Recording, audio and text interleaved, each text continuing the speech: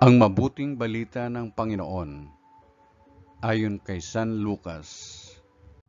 Papuri sa iyo, Panginoon. Noong panahong iyon, sinabi ni Jesus sa mga tao, walang taong nagsisindi ng ilaw at pagkatapos ay tatakluban ng banga o ilalagay kaya sa ilalim ng higaan.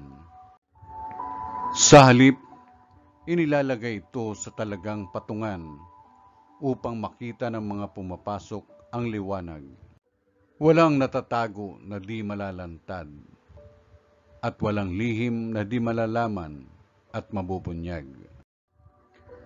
Kaya pagbutihin ninyo ang inyong pakikinig, sapagkat ang mayroon ay bibigyan pa, ngunit ang wala ay aalisan pati ng inaakala niyang nasa kanya.